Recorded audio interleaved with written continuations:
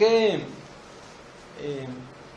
ocupamos el hebreo y nos ocupamos del hebreo? Porque el hebreo es la lengua materna de la nación judeana. El hebreo ha tenido una evolución desde el antiguo arameo en Babilonia, luego la influencia tanto de Ur como de Ugarit, las ciudades antiguas, antiquísimas, fue la lengua que se desarrolló en Canaán. Nuestros antiguos padres ya traían algo de arameo y también hablaban, suponemos, es obvio que hablaban egipcio. Después entraron a Canaán y desarrollaron más el arameo, y de ahí se formó, de la conjunción de esas lenguas cananeas, se forma el hebreo con el que se escribió la Torá. Y evidentemente las tablas que Avinu le entregó a Moshe en el Sinai, pues escritas con su dedo, es evidente que fueron recibidas en hebreo. Por alguna razón que dispuso el Padre Eterno, el hebreo fue el idioma en el que se escribieron las escrituras que se confirieron a los hebreos, valga la redundancia. Después se desarrolló, a causa de las distintas migraciones forzadas, las deportaciones, se desarrolló también el arameo galileo, que llegó hasta la época de Yeshua, hace 2000 años, a ser una de las lenguas predominantes en la región, aunque el hebreo nunca se dejó de usar porque se utilizaba en las sinagogas y en el templo, dado que la Torá había sido escrita en hebreo. Entonces, para la época de Yeshua, ubicándonos en ese contexto, debido a las invasiones y a los movimientos sociológicos que había habido en esos siglos próximos a Yeshua, al nacimiento de Yeshua, como varón, como hombre, tenemos que la presencia no solamente del hebreo y del arameo, que eran las lenguas autóctonas, sino del griego, que era la lengua clásica, como el inglés ahorita, de los negocios, del imperialismo, y también el auge del latín, porque Roma había ya tomado el lugar de Grecia como imperio mundial. De manera que en la época de Yeshua se hablaba hebreo, arameo, griego y latín. Y además de las lenguas que registra también el libro de los Hechos, de los que visitaban el templo, que evidentemente eran judeanos que vivían en el exilio y que iban a Jerusalén para adorar en el templo. ¿Por qué la importancia del hebreo? Porque es nuestro idioma materno y porque estamos trabajando en la restauración del pueblo judeano, no solamente como una etnia, como un grupo étnico, sino también con la cultura original que podemos, digamos, tener presente. Estamos trabajando, por tanto, en esa restauración y al mismo tiempo en una reivindicación de la herencia etnológica, la herencia cultural, la herencia espiritual del pueblo judeano, como fue definido en el madero cuando Poncio Pilatos puso el letrero ahí en lengua hebraica, en griego y en latín. Cuando ya sabemos, Yeshua Hanusri Bemelech HaYehudim, en hebreo o en arameo, y en latín Yeshua Nazarenus Rex Ieduiorum, o sea, de los judeanos.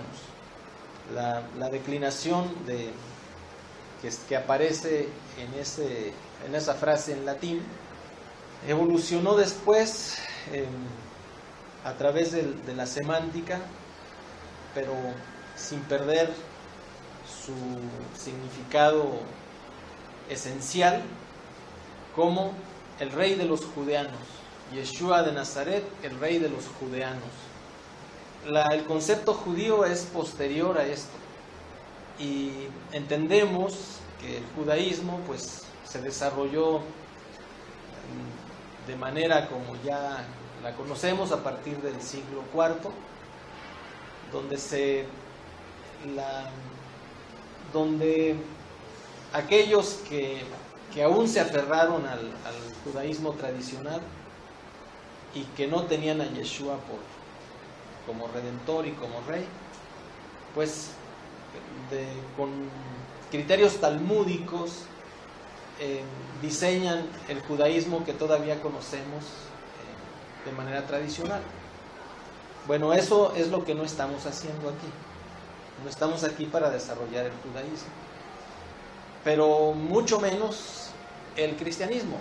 No importa, eso sí, que nos visite gente que viene del cristianismo o que viene del judaísmo, pero tenemos que comprender que nuestro concepto es judeano, y que en base a esa definición en el madero, como la sentencia de Pilatos a Yeshua, que no podemos ignorar que también es un anuncio profético, se refiere a los del linaje de Judea o del linaje de Abraham. A través de las situaciones históricas se fueron definiendo las religiones. Judaísmo, que es la más antigua de las religiones de los judeanos, y después aparece el cristianismo a partir de Antioquía, creyentes en Yeshua, viéndose como una comunidad no judeana, deciden llamarse cristianos. Y entendemos que el cristianismo es el símbolo de la gracia de nuestro Mashiach para con los gentiles, que durante 2000 años fue el vehículo para que fuera conocido el mensaje de salvación a los no judeanos.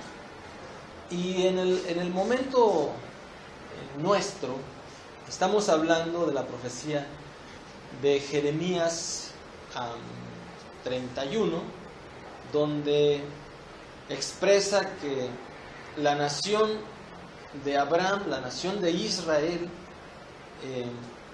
categóricamente es aquel pueblo que tiene cromosoma, linaje, ADN de Abraham.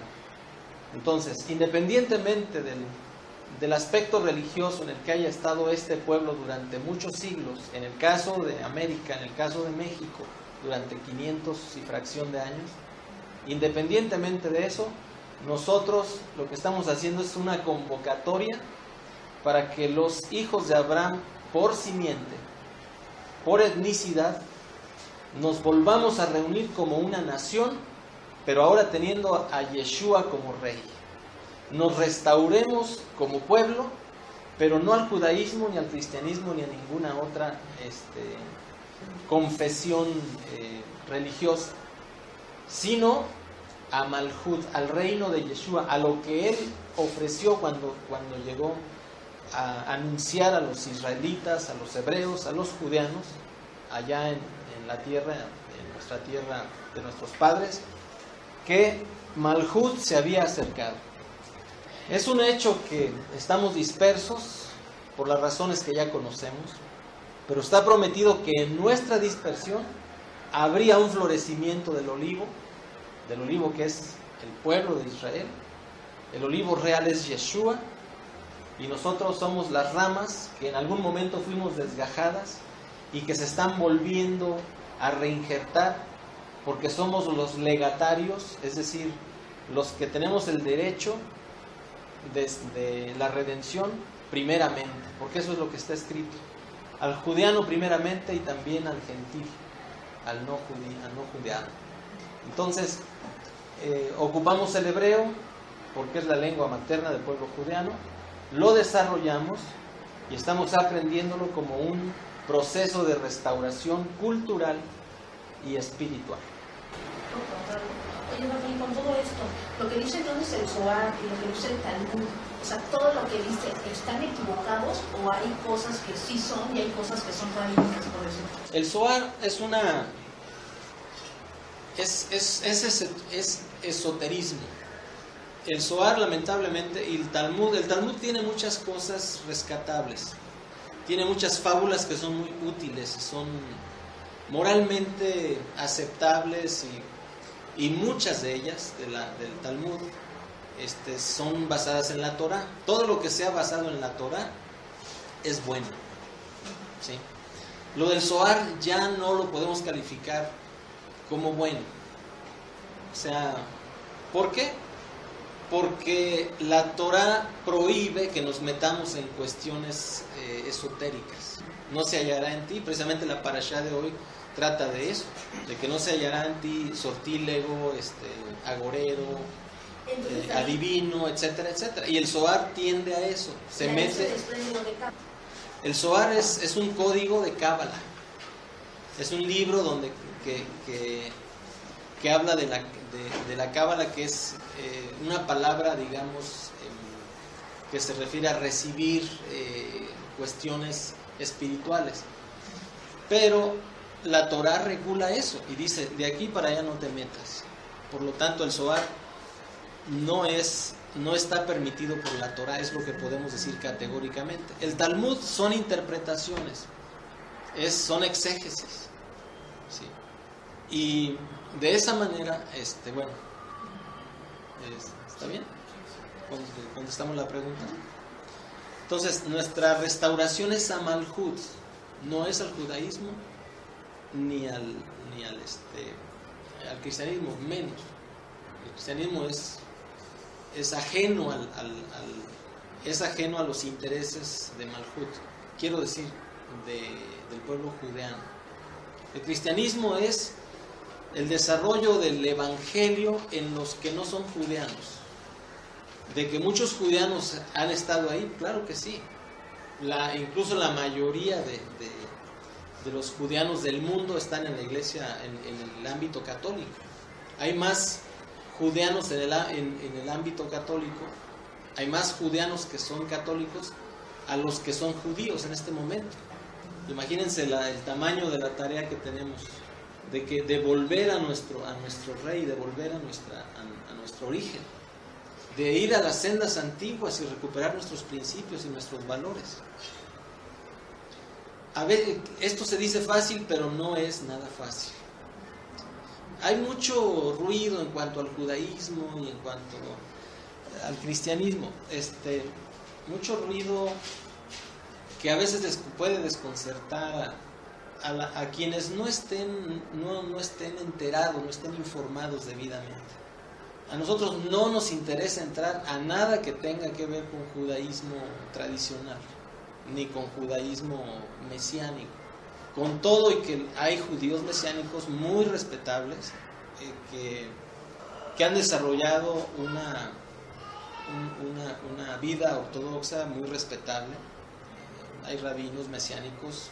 En México solamente puedo decir que hay 2 rabinos mesiánicos y no están exhibidos, no están haciendo bien su trabajo, su labor. Bueno, nosotros no estamos en ese esquema. Nuestro esquema es ciudadano, es eminentemente civil, ¿sí? Cada uno puede tener su propio matiz cultural, judaico o cristiano, ¿sí? Pero cada día tenemos que ir aprendiendo más a ser ciudadanos de Malhut que a ser cualquier otra cosa. ¿Sí me explico? Entonces, el Zohar es una doctrina que pertenece a lo judaico. Aquí no es. es decir, el Zohar, la Cábala y todo. El Talmud es muy respetable. Nosotros sí podemos respetar los escritos talmúdicos, como podemos respetar también los escritos cristianos, ¿sí? Pero como parte de nuestra cultura general. Y por ejemplo, ¿tú qué me puedes decir del Midrash? O sea, ¿sí es cierto eso, no es cierto? El Midrash también es un código ¿cómo decir? El Midrash sí es aceptable, ¿sí? También dentro del plano de la cultura general, porque el Midrash ha estado presente también en el pueblo judiano todos estos siglos y contiene mucha riqueza histórica, ¿sí? Entonces sí es aceptable. Qué bueno que hiciste esa pregunta, Dulce, porque tenemos que saber, ¿sí? Tenemos que ir perfilando como cultura general el Talmud y el Midrash, y quizá algunas otras cosas del judaísmo, pero el Zohar no, definitivamente, ¿sí? Y gran parte del Talmud tampoco, porque lo que no coincide con la Torah no lo podemos aceptar. Sí, son ya leyes rabínicas, ya. Claro. Que a alguien se le ocurrió. De hecho, ahorita el Talmud todavía se está escribiendo, ¿verdad?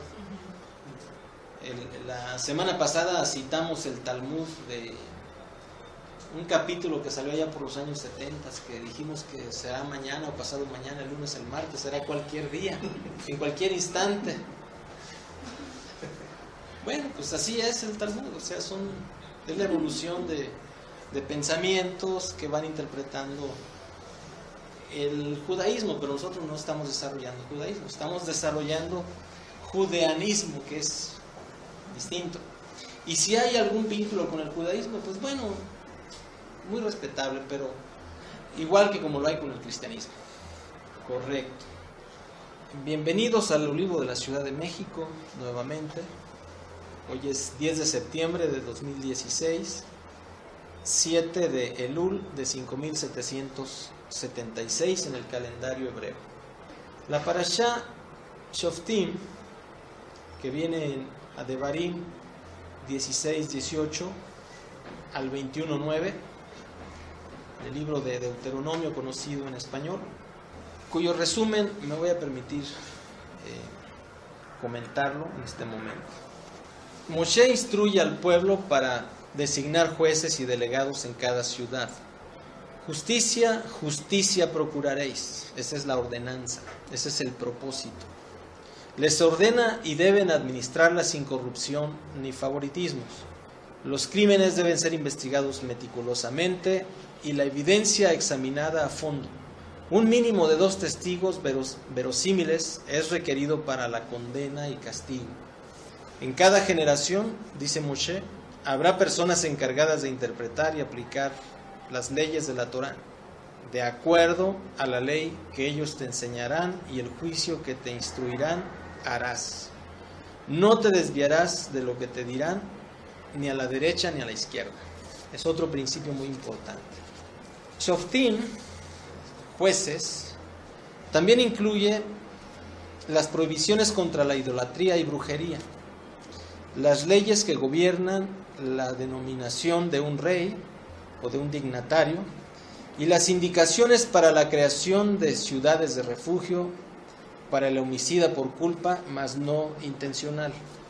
También son explicadas algunas de las leyes de la guerra, la excepción de la batalla de quien recién se casó, construyó una casa, plantó un viñedo, o de quien carece de carácter para la guerra, la exigencia de ofrecer la paz antes de atacar una ciudad, la prohibición de destrucción injustificada de algo valioso, ejemplificado por la ley que prohíbe cortar árboles frutales durante el sitio de una ciudad. Concluye con la ley de Egla Arufá, un procedimiento a seguir cuando alguien es muerto a mano de un desconocido y hallado abandonado en el campo, su cadáver, resaltando la responsabilidad de la comunidad y sus líderes, no solo por lo que hacen, sino por lo que dejaron de hacer para prevenir que ocurra tal cosa. O sea, la Torah en esta enseñanza nos muestra un elemento de la Ejad como nación. Shema Israel Adonai Eloheinu Adonai Ejad. Escucha Israel, nuestro Señor, el Eterno, es uno. El Eterno uno es. Esa cualidad de nuestro Creador, de nuestro Padre, tiene que ser reflejada en su pueblo.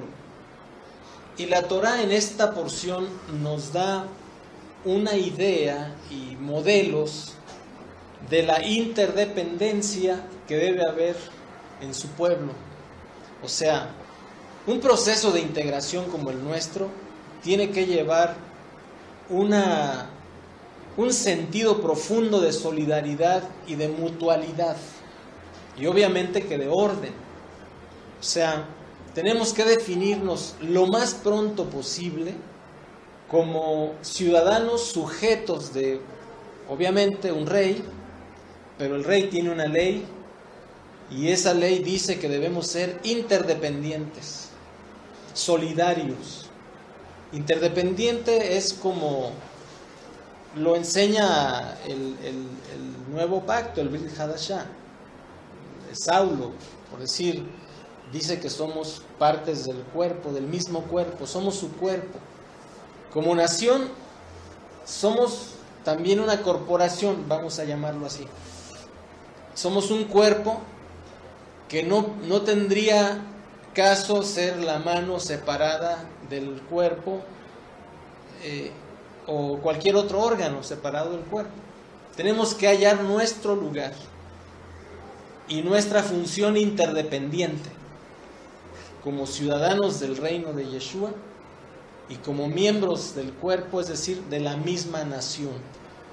Aquí sí estamos hablando de derecho corporativo, porque aquí no estamos operando nada democrático. La democracia no es un sistema, no tiene nada que ver en el sistema de Malhut. Aquí tenemos un rey y él ya fijó las reglas y él ya fijó los diseños de cómo debe funcionar su nación y cuál es nuestro lugar en cada uno. Entonces, tenemos que comprender nuestra interdependencia, de que saliendo del salón, saliendo de aquí o saliendo allá abajo, cada quien para su rumbo. Qué bueno, sí, la prisa nos hace así, está bien, pero tenemos que estar al pendiente unos de los otros, ¿sí? No considerarnos extraños, indiferentes, ausentes. Tenemos que aprender a ser el ejemplo de la comunidad, de una comunidad, de Cajal, de Adat, como está escrito. Cuando Yeshua le dijo a Simón Kefa, bendecido eres Jonás, Simón, hijo de Jonás, porque no te lo reveló carne ni sangre. O sea, ¿qué le estaban revelando? ¿Quién era él? Sino mi Padre que está en los cielos. Y yo también te digo que tú eres piedra, y sobre esta roca edificaré mi Cajal, de donde viene la palabra Kehilá, que es comunidad, linaje, nación, ¿sí? Ahí no aparece por ninguna parte la palabra iglesia. Eso fue una interpretación que le pusieron los cristianos después a esa escritura, ¿sí? Estamos hablando qué nos hace ser en común la nación de Yeshua, la revelación de su Malhut, la revelación de quién es Él. Y así somos, el mismo Shimon Keifa en su epístola explica que cada uno que recibe esa revelación, cada creyente, somos parte de esa ejad, somos una piedra viva. Y así lo expresa Shimon Keifa, así también ustedes, o sea, es una forma de decir, así como yo, también ustedes, edificados como piedras vivas.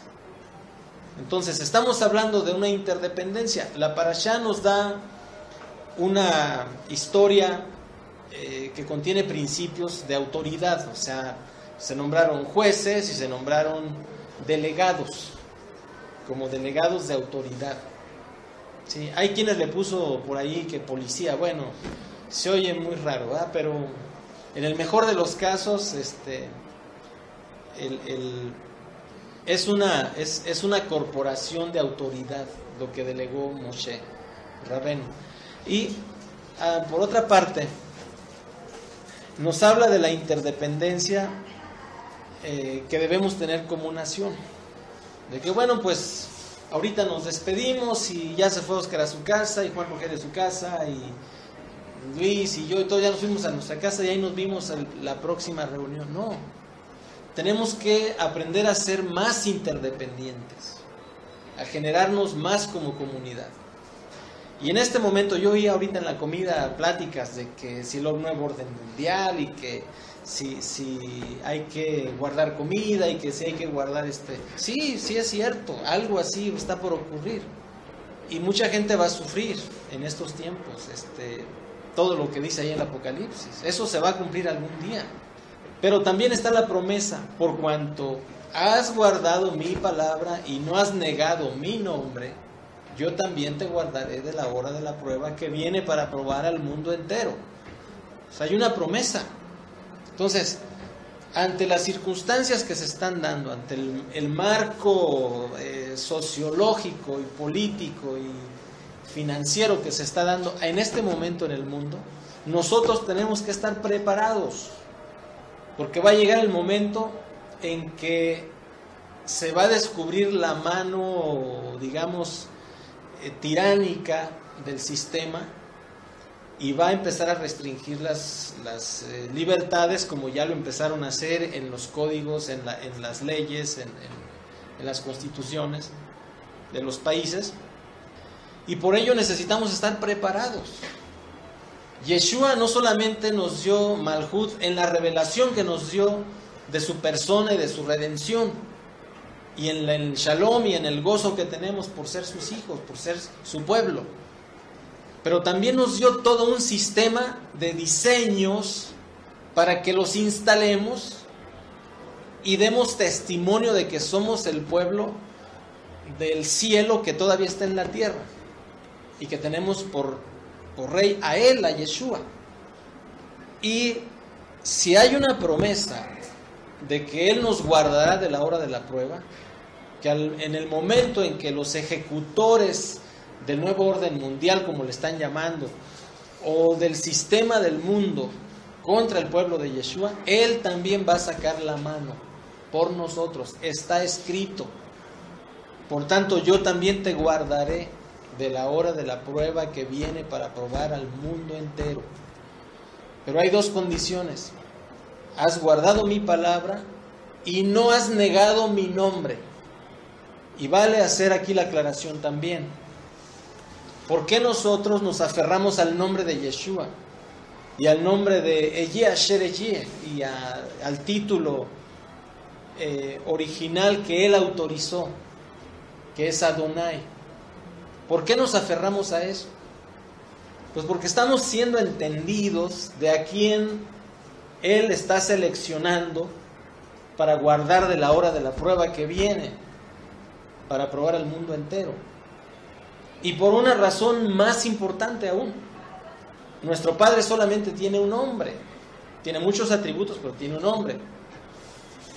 ¿Qué significa? No lo sé yo en lo personal, pero ahí viene escrito como él se reveló a Moshe. Ani Eye Asher Eye. Bueno, pues si así dice, pues ¿para qué le quitas o le pones?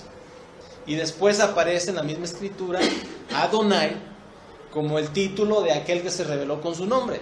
Pero además, el Salvador, el Redentor Yeshua, nada más tiene un nombre.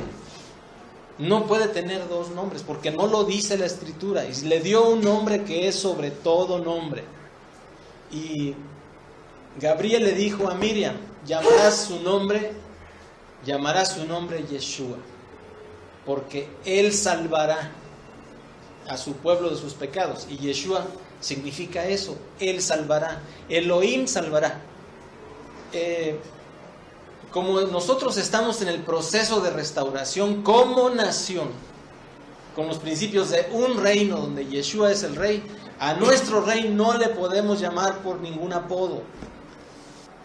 Si hay un sector de la sociedad que le llama por apodo, bueno, pues ese es asunto de ellos.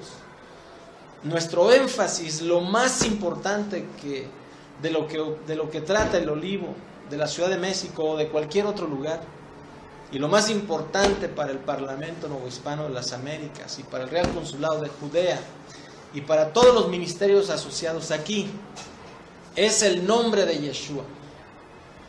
Estamos aquí para proclamar ese nombre desde aquí, porque el Redentor solamente tiene un nombre.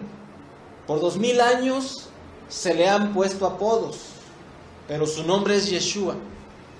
Porque si de apodo se trata, entonces yo le quiero llamar Chucho, porque me suena más amistoso, más cariñoso. ¿Sí? Si alguien le quiere llamar Chuchín, bueno, pues es asunto de él. Pero no se trata de eso. Él tiene un nombre y es Yeshua. Yeshua. Porque Él salvará a su pueblo de sus pecados. A nosotros nos ha salvado, nos ha redimido. Y si nosotros como judeanos, como el linaje de Él, con la simiente de Él, no solamente la simiente de Abraham, sino la simiente del primogénito entre los muertos en nosotros, si nosotros no enfatizamos y si nosotros no proclamamos el nombre del Rey de Reyes y Señor de Señores, del Hijo de David, de Yeshua, ¿quién lo va a proclamar? Los que toda su vida, los que por 2000 años le han llamado con otro nombre, con otro apodo, no parecen tener interés. Donde está el poder de la redención es en el nombre de Yeshua. Y me veo precisado explicar otra vez por qué se utilizaron los nombres de Jesús y Jesucristo. Pues porque Yeshua triunfó sobre todas potestad en el madero. Y porque tenía que haber una muestra real de la gracia para los gentiles. Y por eso el Evangelio corrió por 2000 años casi, usando los apodos como testimonio de que la gracia traspasa toda la ignorancia de los seres humanos, porque en eso consiste la gracia. Perdónalos porque no saben lo que hacen. Pero al que más sabe, más se le exigirá. Ese es un principio legal de la Torah y de toda la palabra. Bueno, en ese sentido, para eso estamos aquí. Esa porción de la Escritura, aparte de la interdependencia, de que el pueblo, ahí esas suelen ser unas de las últimas instrucciones de Moisés para su pueblo, porque va a haber se estaba profetizando incluso que iba a haber un lugar santo para que el pueblo llevara las ofrendas. Eso en los capítulos anteriores lo manifestó. Ese lugar es Jerusalén, donde estuvo el templo, donde estuvo el templo, y era el lugar de los sacrificios, y donde Yeshua derramó su sangre como el Cordero perfecto. Estamos ante un anuncio de una integración de una nación. Los olivos que se están empezando a generar aquí, por ejemplo, en Colonia Guerrero, otro que se tiene ya en oración para que se aperture en Cuautitlán, allá en el norte de la ciudad.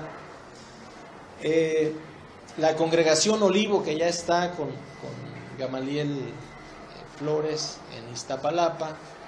Tenemos que entender que no se trata de otra cosa más que de células de una nación que se está interconectando como los huesos secos.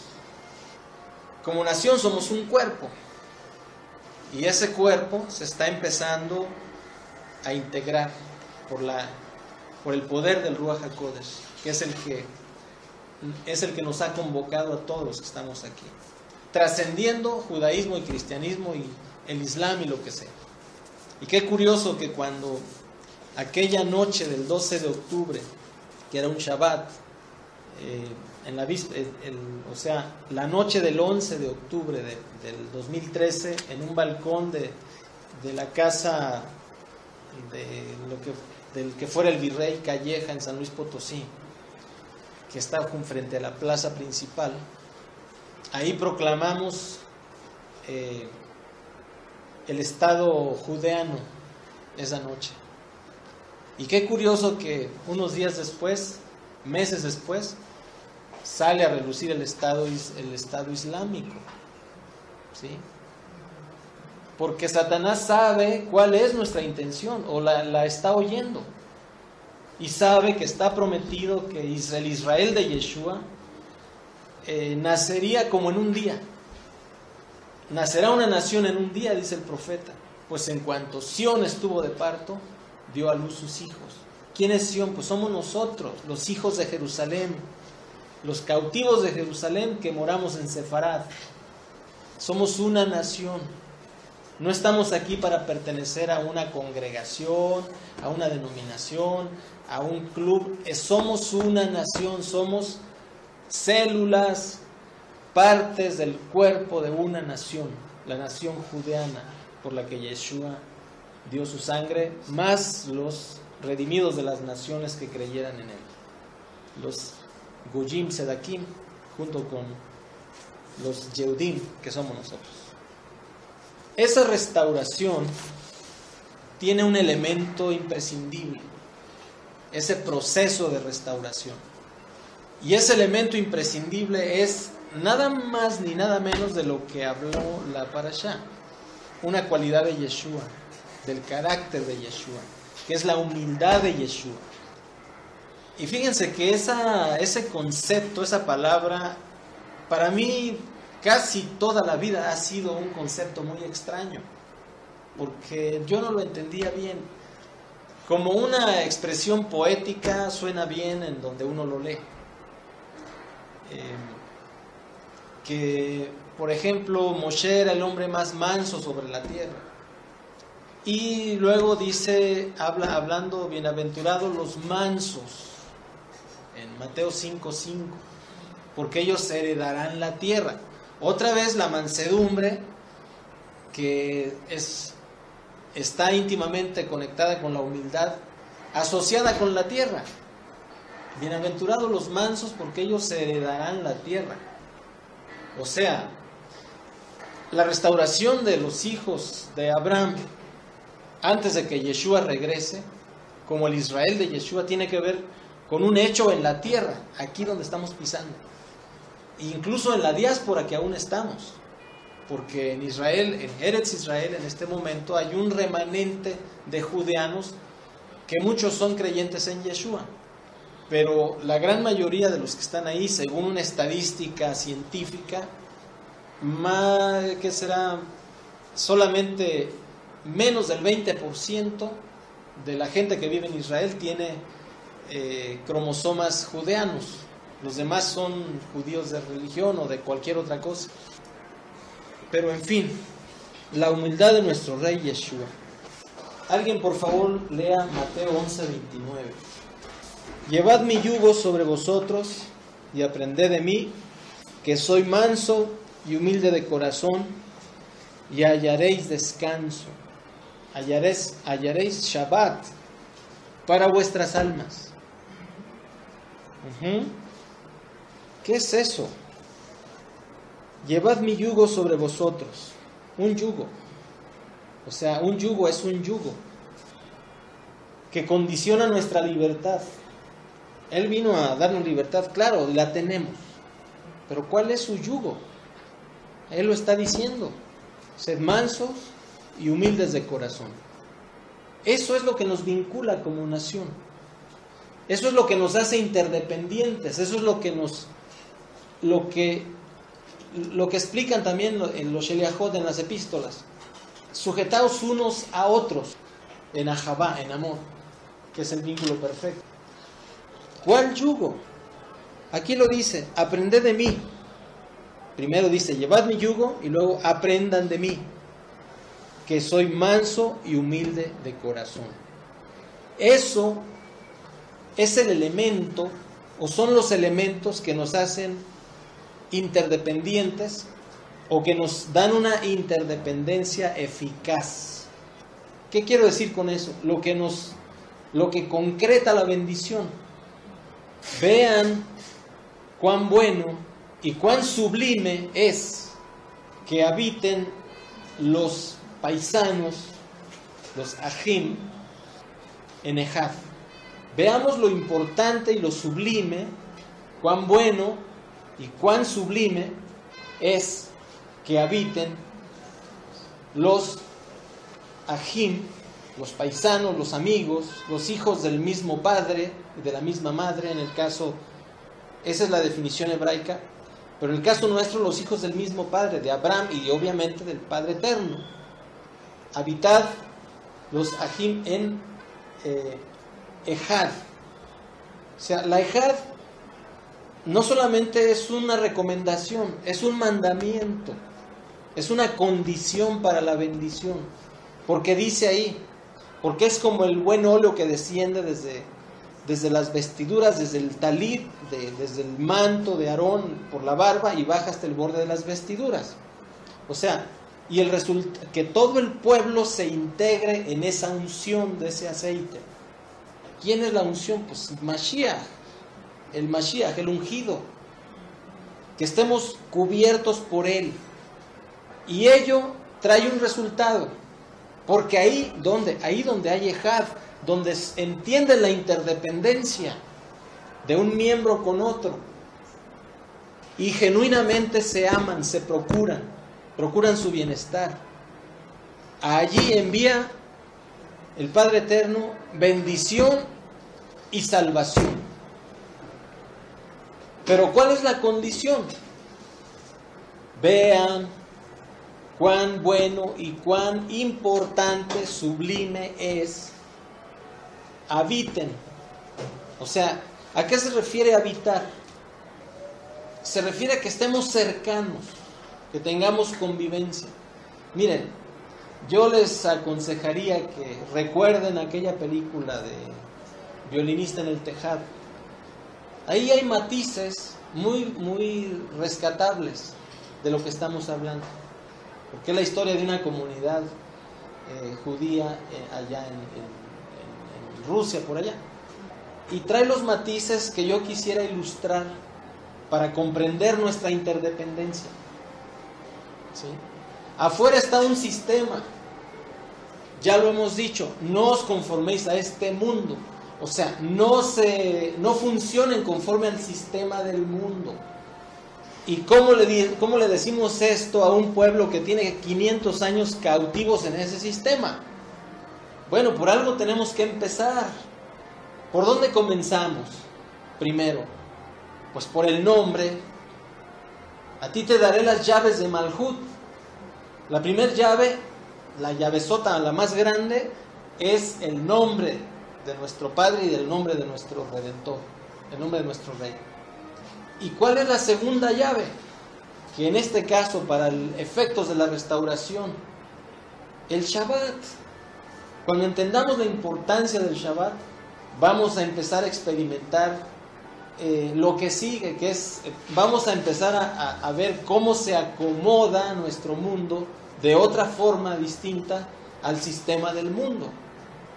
Porque el único que puede arreglar nuestra vida desordenada es Yeshua, es el Ruach. Pero eso tiene condiciones. El yugo de Yeshua. ¿Qué es el yugo de Yeshua? En un lado del yugo dice mansedumbre y en otro dice humildad. ¿Y qué? Ahorita vamos a entrar a qué significa eso, porque suena muy fácil, pero humildad y mansedumbre es un procedimiento, es un proceso de despojo de nuestros anteriores patrones de vida. Moshe fue considerado el hombre más manso sobre la tierra. ¿Por qué? Pues porque estuvo a punto de ser faraón, pero él prefirió ser maltratado con sus ajim, con sus paisanos, con los de su linaje, a los deleites temporales, como está escrito de él. Se despojó. de la oportunidad de ser el faraón, el señor del mundo, el señor de esta tierra. Ahora imaginemos a Yeshua. Él se despojó de ser el señor de la creación, de estar en el seno del Padre, para venir acá y tomar forma de siervo y humillarse hasta la muerte, y muerte en el madero. Entonces nosotros hemos desarrollado una comodidad cada año, conforme vamos un poco madurando, los que maduran, porque yo conozco también adolescentes de 60, 70 años. Y nuestro conflicto es eso, nuestro conflicto existencial es nuestro proceso de maduración, que tiene de todo.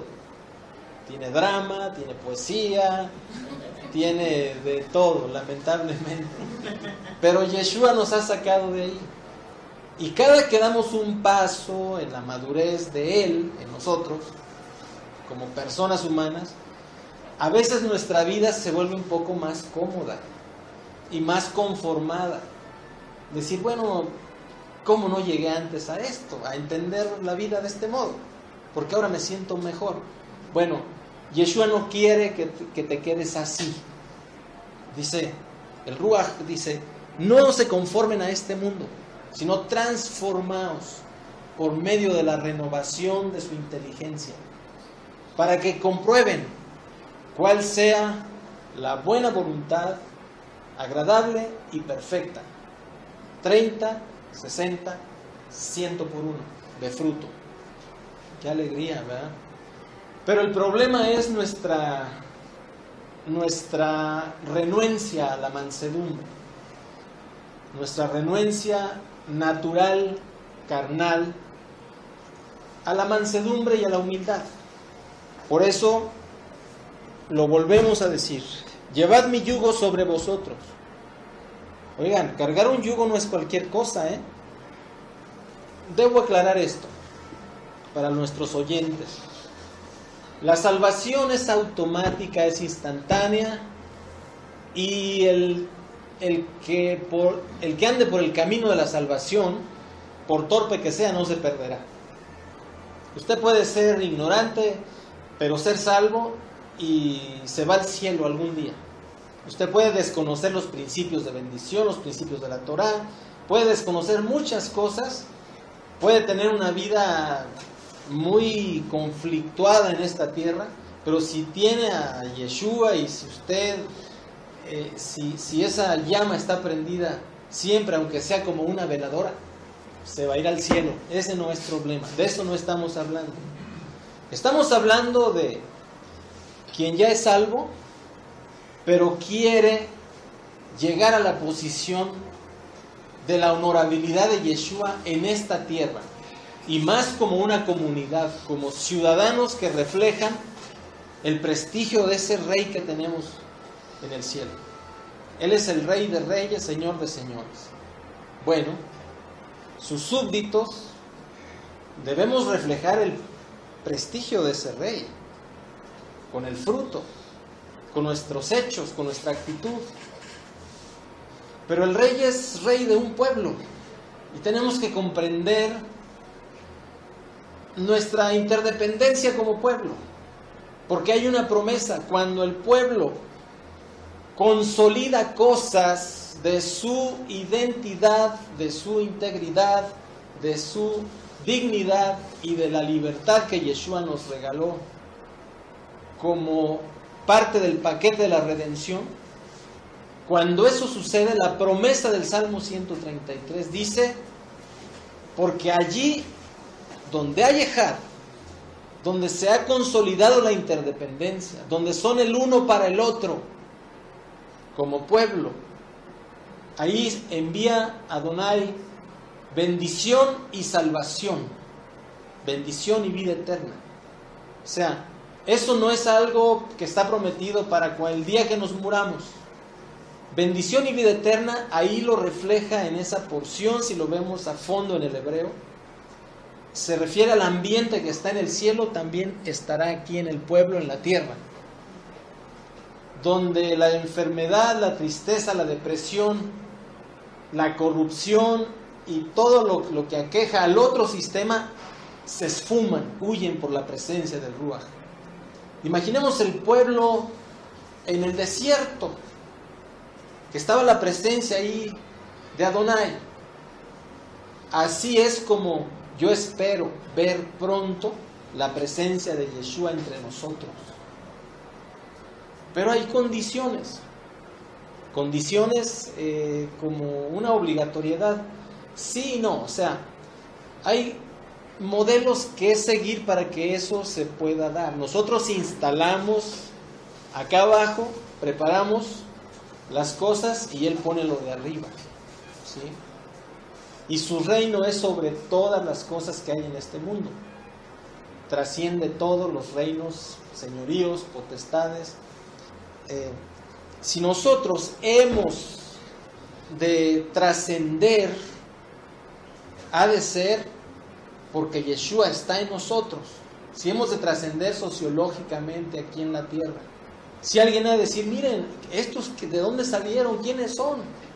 Somos el Israel de Yeshua, nada más. Y Él está entre nosotros. Un pueblo donde se esfumó el pecado, donde se esfumó la enfermedad, donde se esfumó la pobreza y la miseria. Tiene que haberlo, si no somos falsos profetas. Y esto sería mentira, toda la Torah y todo lo que creemos. Y vana hubiera sido la muerte de Yeshua. Cada que veo ese salmo me pega, me hace llorar. ¿Cuándo será esto, Padre bendito? ¿Cuándo Adonai hiciere volver la cautividad de Sión? Seremos como los que sueñan, nuestra boca se llenará de risa, nuestra lengua de alabanza. Y los gentiles entonces dirán, grandes cosas ha hecho Adonai con estos. Aquellos que nos desprecian van a decir, mis respetos, estos son los hijos, los Benei Elohim. Salmo 126.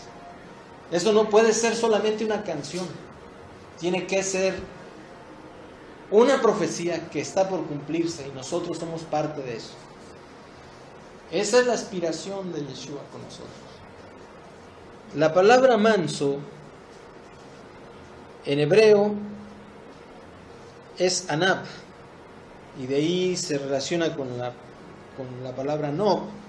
Qué curioso, tienen la misma raíz, que significa afligido, despojado, concentrado, sin perder el rumbo, aferrado. O sea, Él lo dijo, nosotros lo creemos y así se queda y así será, en el nombre de Yeshua. Y curiosamente la palabra anab está íntimamente relacionada con la palabra nob, que significa producir fruto. Y el fruto, ¿qué creen que lleva? Semilla, más fruto, para más fruto. Manso, en el griego neotestamentario, praus, que es apacible. Y una persona, ¿por qué es apacible? Una persona, ¿por qué no se exalta? ¿Por qué no se escandaliza de buenas a primeras? Pues porque tiene un profundo sentido de dirección y de objetividad. Por eso cuando Yeshua dijo en Mateo 5:5, bendecidos serán los mansos y estos heredarán la tierra. Estaba diciendo, bendecidos serán los que se ocupan solamente de lo importante, los que viven con objetividad, los que no se distraen, los que no se pasan la vida haciendo tonterías y en distracciones. El lenguaje poético nos ha vendido bienaventurados los mansos, así como si fuera una actitud de monje raro. No, manso es aquel que sabe que está bien anclado con Yeshua, que ya no tiene intereses propios, sino que sus intereses son los de Él nada más, en cada uno. Humilde es la misma palabra, anab, también se aplica ahí, pero curiosamente Yeshua la dijo 2 veces. Vean que soy manso y humilde, o sea, soy anab y anab. O sea, ese es un énfasis. O eres anab o eres anab, o eres humilde o eres humilde, o eres manso, para que se te concretice la herencia. Que la mansedumbre está relacionada con la herencia. Los mansos heredarán, o sea, tendrán conquistas y un progreso concreto. No me refiero a cuestiones insulsas como la prosperidad estúpida que predican muchos charlatanes.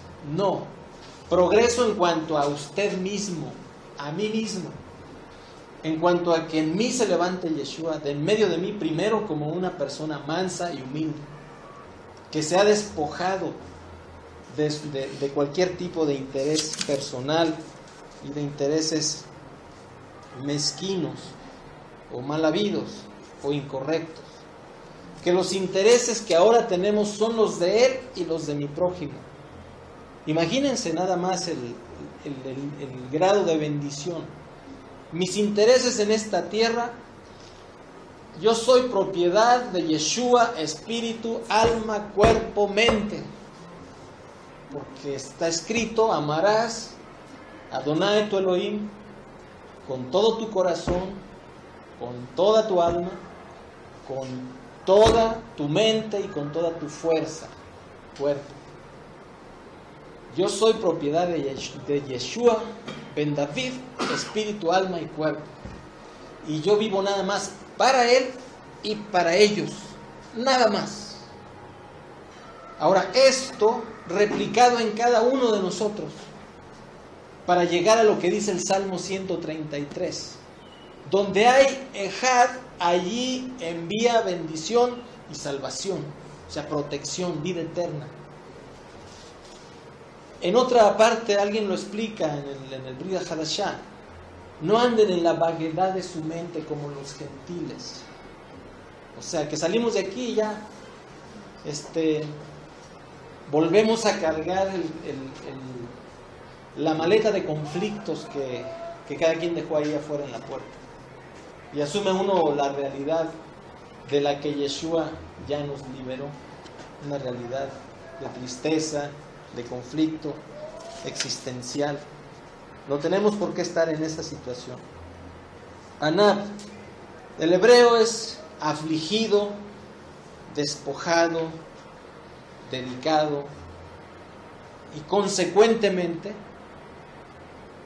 100% objetivo. ¿Cuál es el interés de él? Ok. Ese voy a perseguir en el nombre de Yeshua. O sea que la descripción de Moshe, cuando lo describen como el hombre más manso sobre la tierra, se está refiriendo a que el hombre había pasado por aflicción, estaba despojado de sus prerrogativas personales, de la oportunidad de haber sido faraón, estaba dedicado al llamado y a la visión que le dieron del cielo, y por lo tanto en función a esa dedicación es la objetividad. No admito nada que no tenga que ver con el propósito de Yeshua. No admito nada que me pueda desviar del propósito de Yeshua. Y el griego tiene su aportación también. Espero poder acabar de leer esto algún día. Tape y nofrosune.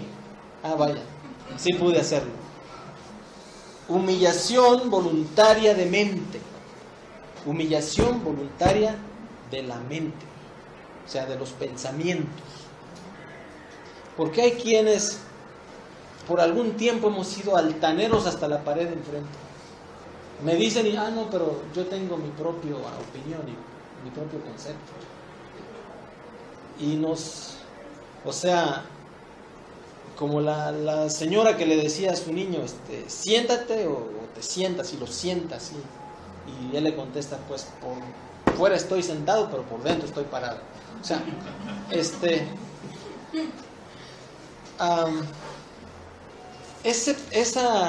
ese problema, ¿has visto hombre sabio en su propia opinión? Pues más esperanza hay para el necio que para tal hombre. Y en el griego que aparece, ya vimos el concepto hebreo que está en Mateo, arameo, pero lo tradujeron al griego con esa palabra kilométrica que leí y que significa humillación voluntaria de la mente. O sea, ¿qué me está indicando? Fin de nuestra arrogancia. Si no, es que yo lo entiendo así. En mi opinión, es que en mi entender. No, ¿para qué se complica la vida? Cada altanería es un porrazo que se va a dar en la vida. Y entre más altanero sea usted, más fuerte va a ser el porrazo. Dijo un poeta por ahí, Anusim, entre más alto volamos, nos duele más la caída. Ok, esa misma palabra de 15 kilómetros de distancia también significa modestia. Esta palabra modestia nos llega tal cual del latín. Modestia, del latín modestia. ¿Sí? ¿Qué es modestia? Actitud sensata. Una actitud de sensatez. Sensatez ante todo. Ahí en la estación del ferrocarril en mi pueblo hace muchos años decía un letrero en la estación: seguridad ante todo. Y en el boleto en todas partes aparecía esa frase y yo no la entendía, pues era un niño de 7, 8 años, 10, no sé. El ferrocarril, el tren de pasajeros lo quitaron cuando yo tenía 20 años, creo, en el 97. No, 30 años casi. Esa es nuestra vocación, a lo que estamos llamados, a tener una actitud sensata, sensatez ante todo, sensatez ante todo. ¿Y qué es ser sensato? Sensato es una ausencia de engreimiento o vanidad, o es una moderación, equilibrio, temple, reconocimiento sensato de la realidad, es decir, objetividad. ¿Y qué es objetividad? Pues una conciencia de realidad a toda prueba. Y a veces nuestra propia humanidad y nuestra propia alma romántica nos hace perder la objetividad, el sentido de sensatez, valga la expresión. ¿Sí? ¿Alguna pregunta? Modestia es una actitud sensata. ¿Y qué es sensatez? ¿O qué es modestia? Ausencia de engreimiento o vanidad. Pero también es moderación, equilibrio, temple, reconocimiento sensato de la realidad, es decir, objetividad. Un Sheliachot dijo: ninguno tenga mayor concepto de sí mismo que el que deba tener. Eso es modestia. Y un poeta español dijo: uno solo es lo que es y anda siempre con lo opuesto. Ok. Y ahora vamos, bueno, quisiera, si hay alguna pregunta, algún comentario. Estamos hablando de la humildad de nuestro Rey en nosotros. Lo vuelvo a decir: llevad mi yugo sobre vosotros y aprended de mí, que soy manso y humilde de corazón, y hallaréis descanso para vuestras almas. Hallaréis Shabbat, o sea, no solamente el día de Shabbat, todos los días andar en ese Shabbat, porque Yeshua es el Señor del Shabbat. Él es el Shabbat. En contraposición a nuestra actitud de prisa cotidiana, de desesperación, de estrés, de que no hallamos la puerta o qué hierba coser, ni en qué palo treparse. Tener una conciencia de un varón o una mujer que camina por la calle sabiendo quién es y que todo el mundo a su alrededor es impactado por la bendición que camina con él, Yeshua. Aprended de mí que soy manso y humilde de corazón.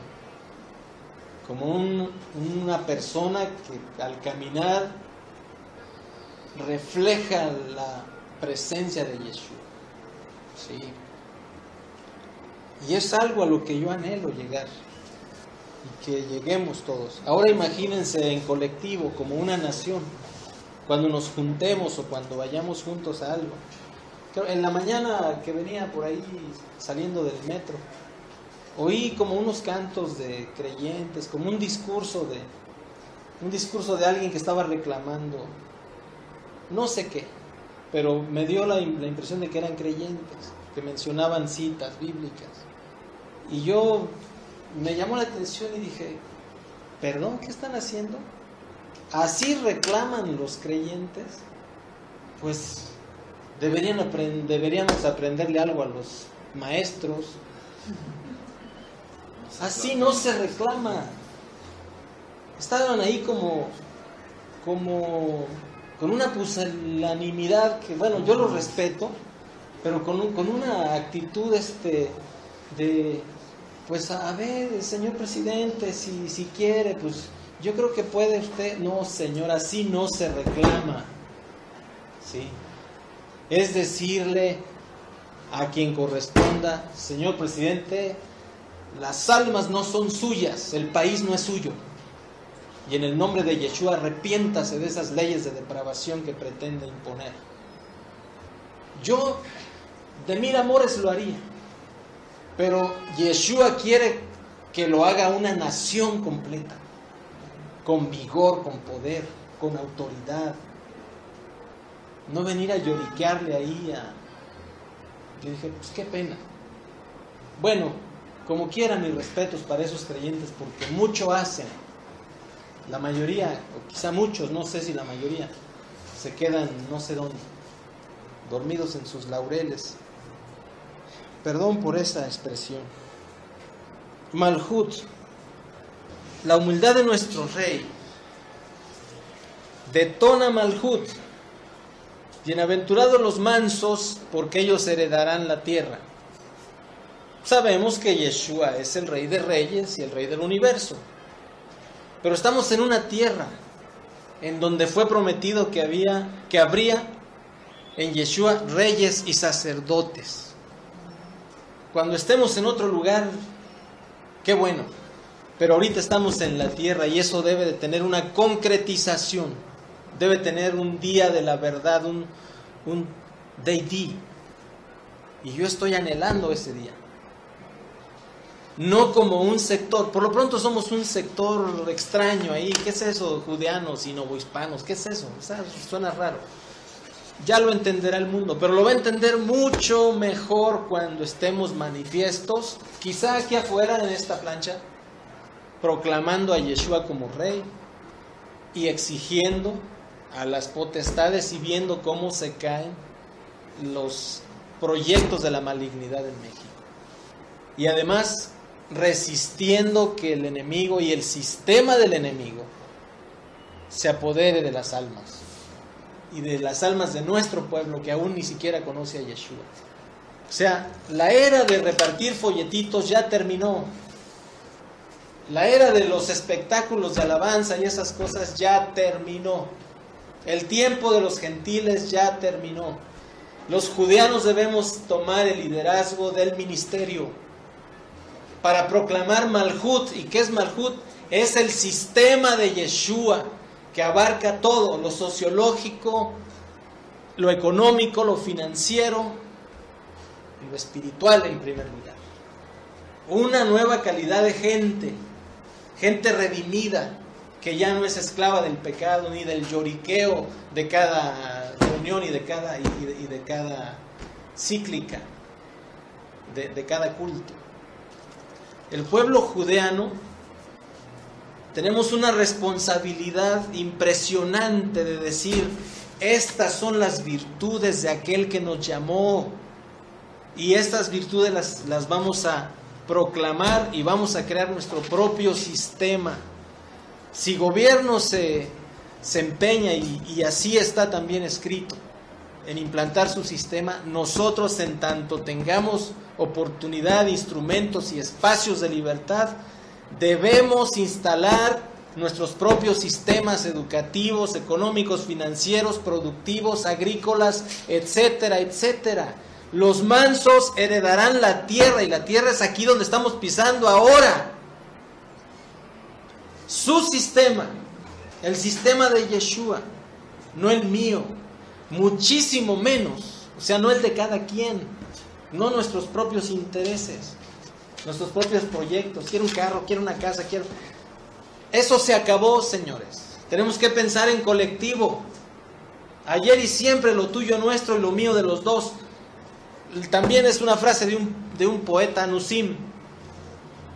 Por primera vez en nuestra vida tenemos que entender la interdependencia comunitaria. Por eso tenemos que ser muy calificados para ello, con el fruto. Ese escenario ya se dio, está en el libro de los Hechos, y tenían todas las cosas en común.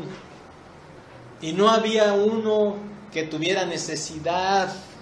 Sí tenemos que pensar, no solamente en guardar comida, tenemos que pensar, todavía se puede hacer en México, tener propias villas, casas, colonias, edificios, no sé, y estar juntos.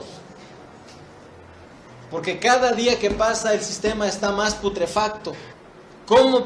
Imagínense la frustración, cómo es que llevamos a nuestros hijos a que los eduquen los impíos. ¿Cuándo se va a componer esta nación? Así no, tenemos que integrarnos. Y ese escenario que se dio en el libro de los Hechos, como un antecedente, como un modelo, para eso está escrito, para que nosotros tomemos el mismo espíritu que levantó a Yeshua de los muertos, y el que levantó ese modelo en aquel tiempo, y que fue un botón de muestra del Israel redimido de Yeshua, para que nosotros también lo hagamos. Malhut es el sistema de Yeshua que abarca todo: justicia y derecho, asistencia humanitaria, potencial humano que engloba cultura y educación, integración de las casas, de las beit, de las familias, el derecho familiar, desarrollo social, productividad, agricultura y ecosistemas propios, y una reforma profunda a nuestra vida como nación. Los 7 rubros sociales del ministerio de Malhut, y el 8º rubro, el ministerio. Estamos aquí y somos lo que somos en Yeshua, no para someternos al sistema del mundo, previas formalidades de protocolo indispensable con el sistema del mundo. Estamos para manifestar el sistema de Yeshua, Malhut. Sí y solo sí, si somos mansos y humildes de corazón como Yeshua, y Yeshua está en ti, no tienes excusa, no tenemos excusa para no asumir su humildad ni su mansedumbre. Es decir, despojados de nuestros propios intereses y consumados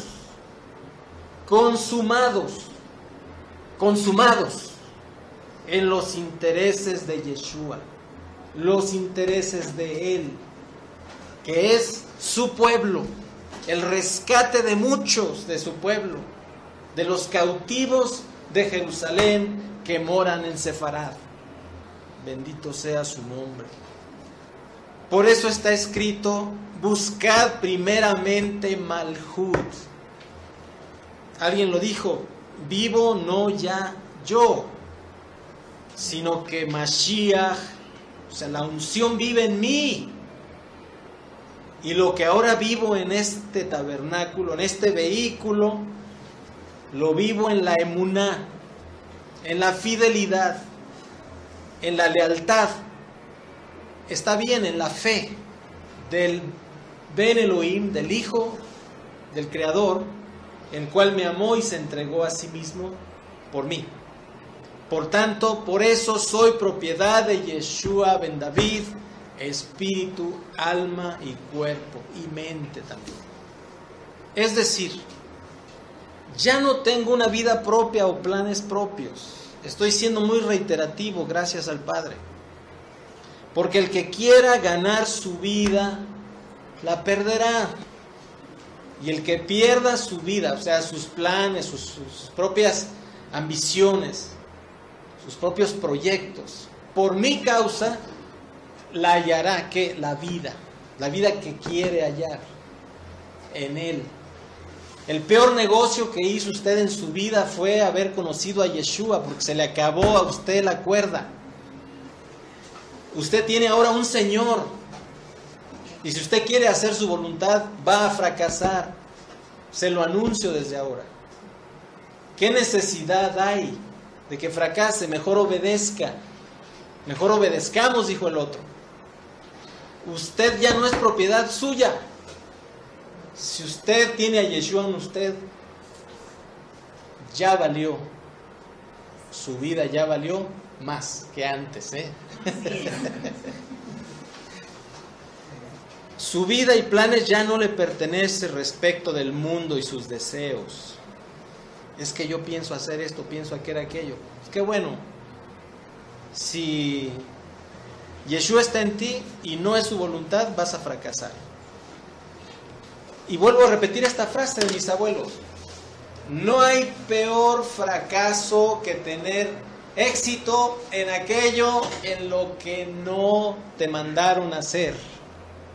¿Cuántas veces no escuchamos que fulanito, con todo y lo que tenía, murió triste y amargado? Porque no encontró satisfacción en su vida. Pero era un hombre de éxito aparente, porque al Padre no lo engañamos. Y dinero no es éxito, ni comodidades. No hay peor fracaso en la vida que tener éxito en aquello en lo que no le mandaron a hacer. Imagínense a Aarón ahí con el becerro de oro. El becerro de oro fue un éxito en el pueblo, ¿sí? O sea, levantó el nacionalismo de los israelitas recién liberados. Imagínense a Aarón ahí en medio de todo eso. O sea, la lana que juntó, ¿sí? Y el prestigio, ¿no? Pero la escritura evidencia que Aarón cuando llegó Moisés se quería morir, se quería desaparecer, y que se arrepintió. Esa es una advertencia para nosotros. No hay peor fracaso en la vida que tener éxito en lo que no le mandaron a hacer. Tenemos talentos, podemos ser autónomos, tenemos habilidades, podemos hacer lo que queramos, todo me es lícito. Pero ¿cuál es la voluntad de Yeshua? Solamente los mansos la entienden y los humildes, los que toman el yugo de la mansedumbre, la humildad, de Él, no la mía. Porque resulta que hay una falsa modestia también y una falsa humildad. Usted es ahora parte de un negocio eterno, y al tener a Yeshua en su vida, se echó a perder sus propios planes y ahora debe elegir. Porque ya lo dijimos. ¿Elegir qué? Una vida cómoda y distraída en cualquier patente religiosa. Sí, hay de todo en este mundo. Usted puede elegir una congregación cómoda, puede elegir su estatus social, puede estar ahí tranquilamente y ser felices para siempre jamás en un mundo maravilloso. What a wonderful world. Y vaya que me gusta mucho esa canción. Pero ausente de propósito eterno y de vida a vida. La vida social, échale ganas, qué gusto de verte, el mua, mua, cada semana, eso no es vida. Eso es a lo mejor, cuando mucho, pues es compañerismo. Pero qué tristeza. Cuando había pasado, yo era de recién creyente en 86 y a los 3 meses yo ya estaba preguntándome, ¿qué es esto? ¿A qué me salvaron? Para estar en un club así de medio raro, de buenas intenciones o no sé de qué cosa. Y lo mismo, y lo mismo, y lo mismo, van con lo mismo, ¿no? No, en Malhut usted debe de luchar, debemos luchar. Y si usted lucha se va a encontrar no con fracasos, con cosas peores, ¿sí? Con bloqueos, con malas intenciones, con lo más terrible de este mundo. Los comentarios más soeces, las envidias más inesperadas y más crueles, ¿sí? Pero bienaventurados, bendecidos, dichosos los que sean aborrecidos por causa de mi nombre y los que sean difamados injustamente por causa de mí. Eso dijo Yeshua. Usted puede elegir estar en una vida cómoda y distraída en cualquier patente religiosa, pero ausente de propósito eterno y de vida a vida, cuidando sus propios intereses, los suyos. Bueno, tiene usted esa libertad, esa opción. O siendo parte de aquellos que están a la vanguardia de los planes y la voluntad de Yeshua para esta tierra, de manera minuciosa, de manera diligente. Un siervo interesado solo en el honor, el poder y la grandeza de Yeshua, nada más que eso. Un siervo de Yeshua y de su pueblo. Eso se me hace que sí vale la pena. Hacer y prever solo lo que es importante para la nación de Yeshua. Eso es todo lo que importa en este mundo. Hacer y prever solo lo que es importante para la nación de Yeshua. Hacer y prever solo lo que es importante para la nación de Yeshua. Eso es todo lo que importa. Yeshua lo dijo, solo una cosa es importante. Escucha la voz de tu Creador. ¿Y qué más?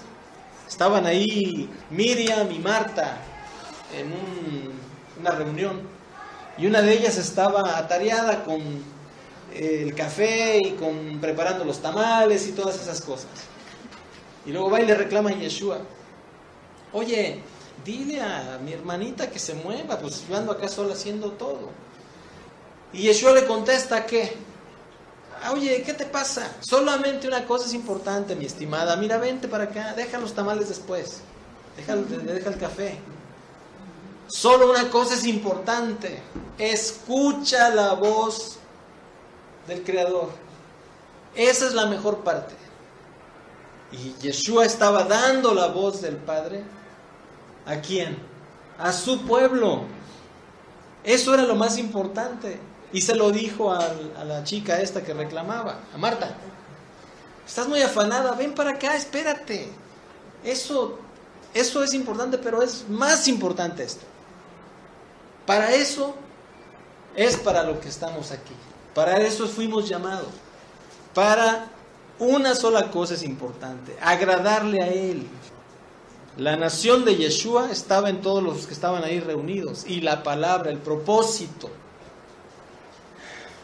sin buscar agradarle a los hombres, solo a Yeshua.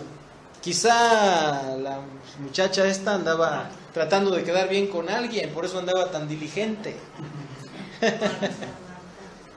¿Sí? Pero solo a Yeshua agradarle y siempre hacer lo correcto delante de Él. No quedar bien con los hombres y no y no someter a Yeshua a los convencionalismos sociales. Una vez fuimos a ver, no sé, a un dignatario ahí, por un trámite que teníamos que hacer. Armando me acompañó. Y pues obviamente si pide una audiencia con el funcionario, pues los subalternos quieren tomar nota y quieren saber a qué uno va. Y yo les dije, bueno, queremos hablar con él. ¿Para qué? Pues para esto y esto. Y se lo dije así en 2 palabras. Sí, bueno, pero explíquemelo. Digo, oiga, perdóneme, usted no es el delegado, usted no es la persona que venimos a ver. Y bueno, está bien, ya se molestó la persona y nos dio la cita, etcétera. Pero Armando me comenta, dice, oye, fíjate que me sentí muy bien cuando dijiste eso. Es que todo el mundo va y como que se amilana ahí delante de lo que les dicen. Tú no, tú posicionaste bien. Digo, oye, ¿dónde has visto que Yeshua se va a ¿cómo les diré? ¿Cómo va Yeshua a entrar en el esquema de servilismo para conseguir un favor? No, Señor, ¿no? Venimos a ver de ordinario y de manera formal y respetuosa al funcionario. Hay que cumplir honra a quien dice la Escritura y respeto y toda la formalidad, pero de eso a ser serviles jamás de los jamases. No podemos denigrar a Yeshua de esa manera.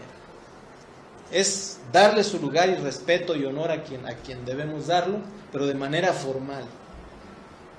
Y yo después pensé, vaya, Armando se sintió bien, qué bueno.